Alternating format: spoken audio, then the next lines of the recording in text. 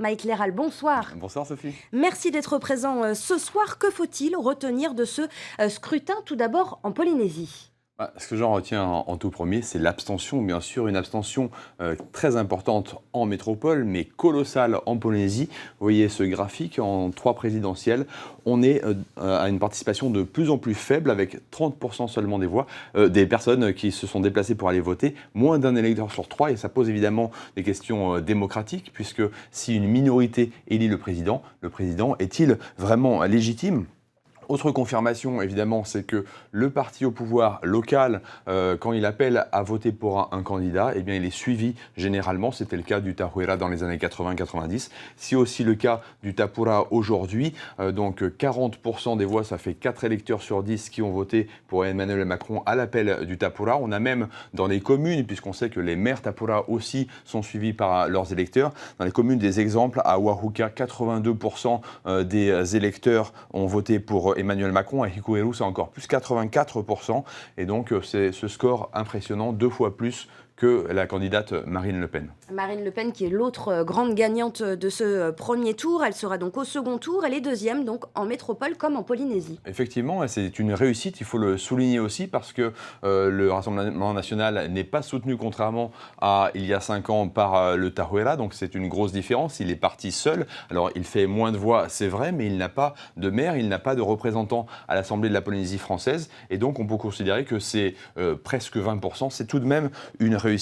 Et ce sont probablement les propositions de Marine Le Pen qui ont séduit, par exemple sur l'Université de la Mer, mais c'est aussi qu'elle a réussi à agglomérer le rejet face à Emmanuel Macron, et donc elle agglomère, elle rassemble les résistants, et elle aussi a eu un record de voix, c'était à Puka Puka, avec 71% des voix recueillies pour son parti. Et Mike Léral, le troisième, est un nouveau venu dans le paysage politique local, c'est Jean-Luc Mélenchon. Effectivement, la gauche est traditionnellement assez faible en Polynésie, et là, il a tout de même réussi 13% des voix. À noter tout de même, parce que c'est un comité de soutien qui était plutôt apolitique, avec pas mal de fraîcheur. Il a d'ailleurs été félicité par les deux autres partis qui ont gagné ici. Et donc, c'est peut-être une voix nouvelle, un peu politique en Polynésie, qui va peut-être compter dans les prochaines élections. Sait-on jamais. Aucun autre candidat, c'est à noter, ne dépasse les 8% des voix en Polynésie. Donc les voix se sont vraiment concentrées sur les premiers. Mais ce n'est pas une élection locale, ça mobilise quand même moins les partis.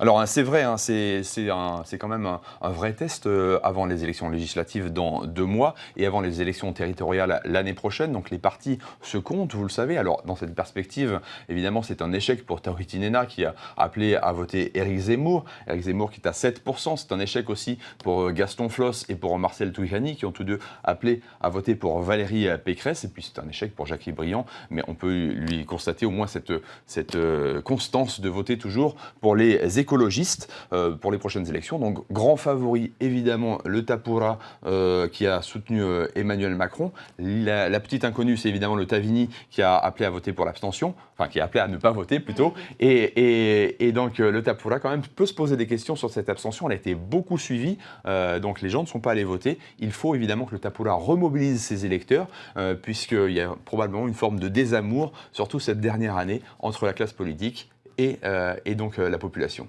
Alors là, c'était pour le premier tour. À quoi doit-on s'attendre pour le second tour, Mike? Alors, en Polynésie française, évidemment, Emmanuel Macron est largement favori. Il a plus de 2 fois plus que Marine Le Pen, donc un écart qui est vraiment difficile à combler en 2 semaines. Si on regarde les chiffres métropolitains, regardez les mêmes visages, mais des chiffres bien différents. Il n'y a que 4% d'écart.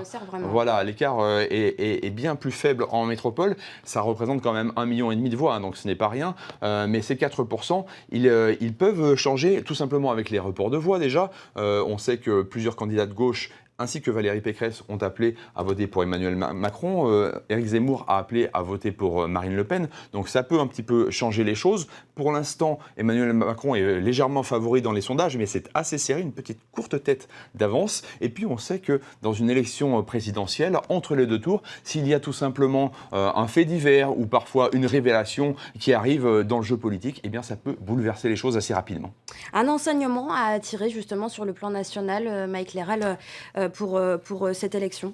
Alors vous l'avez évoqué juste avant moi, c'est vraiment l'effondrement des partis politiques traditionnels. Vous étiez toute petite à l'époque, mais François Mitterrand, après lui Jacques Chirac, Nicolas Sarkozy, François Hollande, à chaque fois, c'était des duels entre la droite traditionnelle, conservatrice, et le Parti socialiste. Et là, depuis la dernière élection présidentielle, c'est fini. C'est Emmanuel Macron, centre-droit, plutôt libéral, et Marine Le Pen, extrême droite, donc qui s'affrontent avec une nouvelle offre politique. Les partis traditionnels, regardez, Valérie Pécresse, 4,8%, c'est les Républicains, et le Parti socialiste n'est même pas dans les 6 premiers candidats.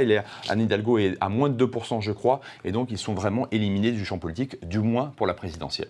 Merci. Mike, on vous retrouve évidemment au second tour de ce scrutin. Au second tour, mais déjà dès mercredi, puisque je vais vous proposer avec Thierry Nouy Pahouiri un débat en tahitien d'abord, mercredi 13 avril. Alors en tahitien, je vous rassure, ce ne sera pas moi, mais jeudi, ce sera moi en langue française. Donc un duel entre les soutiens d'Emmanuel Macron et de Marine Le Pen en Polynésie. Un duel que vous suivrez, bien entendu, sur TNTV.